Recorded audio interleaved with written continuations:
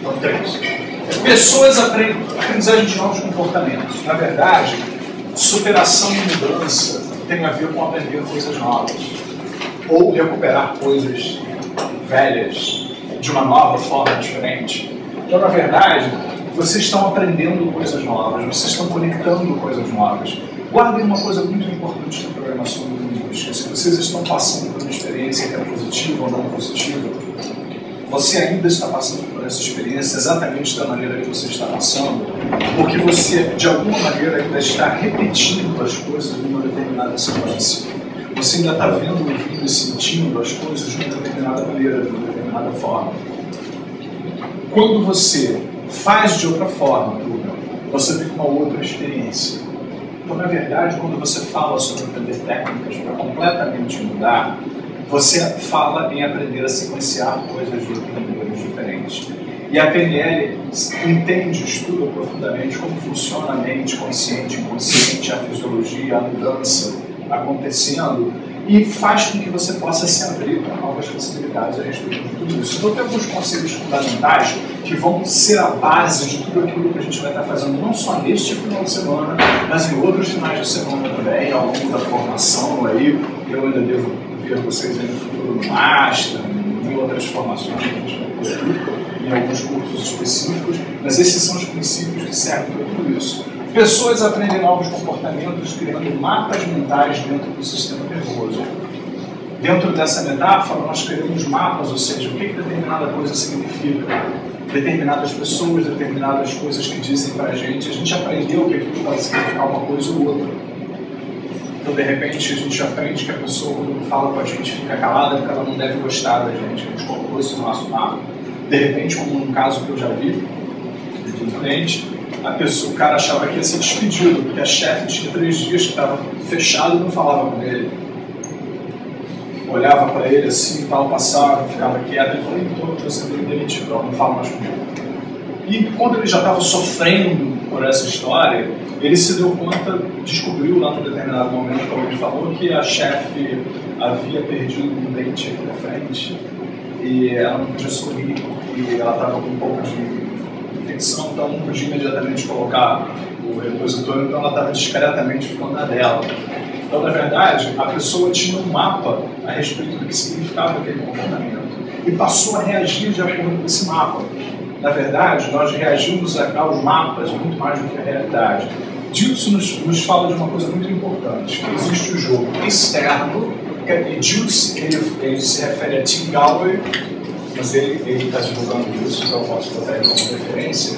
Ele fala no jogo externo e no jogo interno. O jogo externo é aquilo que está acontecendo lá no território. Existem coisas acontecendo fora da gente. E essas coisas acontecem. E eu quero aproveitar aqui um momento para dizer uma das coisas mais bacanas, assim, que existe tanta gente que distorce a PNL, como se você estudasse PNL e você tivesse sido uma espécie de imbecil. Ei, tudo bem! Ei, sucesso! Ah, eu posso tudo! Não é nada disso.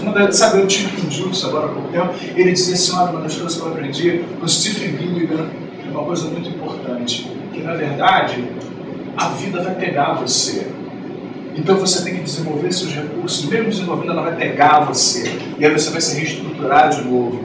Pô, o cara que inventou isso, dizer uma coisa dessas. Ou seja, não tem nada de super-homem, nada disso. Temos recursos e por causa dele nós saímos das situações muito mais fácil. Nós lidamos com elas muito mais fácil. Mas existe um jogo externo acontecendo. Existe um jogo externo, uma coisa. O Bandler deu um depoimento agora. Ele perdeu a primeira esposa dele há alguns anos, que era alguém que ele amava assim, profundamente, falava sobre ela apaixonadamente. E ele falou, eu fiquei rabugento, fiquei aleijado, não conseguia andar, eu somatizei o Bandler e passei por cima disso. Eu fiquei tão emocionado de ouvir aquilo, o cara que inventou a PNL dizer que ele passou por um período em que ele teve uma experiência que aconteceu algo externamente a ele que mexeu com ele. Então, o jogo externo vai continuar acontecendo.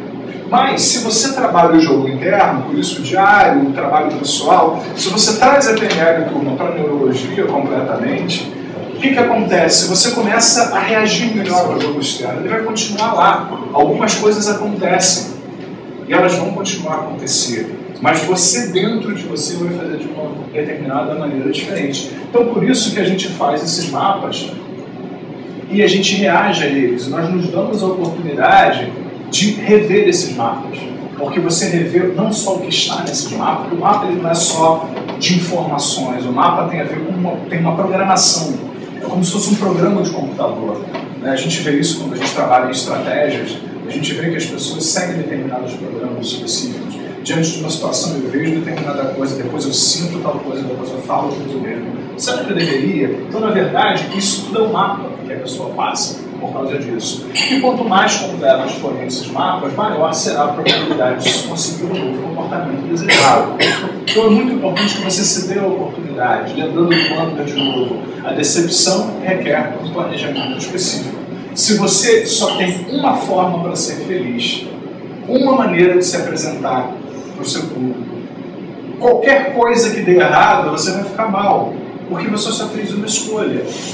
É muito interessante que você escolhe vários recursos. Por isso que esse exercício é impactante, porque eu quis começar com ele, porque na verdade você vai adicionando, cada vez que você for fazendo, for repetindo o exercício, você vai lembrando de outras memórias, de outras experiências, e a sopa vai ficar maior, melhor, cada vez mais interessante. Então você vai ter muitas coisas novas no seu mapa para associar com essas coisas que você deseja para a sua vida, que aconteçam de alguma maneira. Então, focalizar-se na meta é a maneira mais rápida de obter novos comportamentos. Isso aqui é meio polêmico também na programação neurolinguística. O bando ele ataca, ele diz que é contra totalmente esse negócio de meta.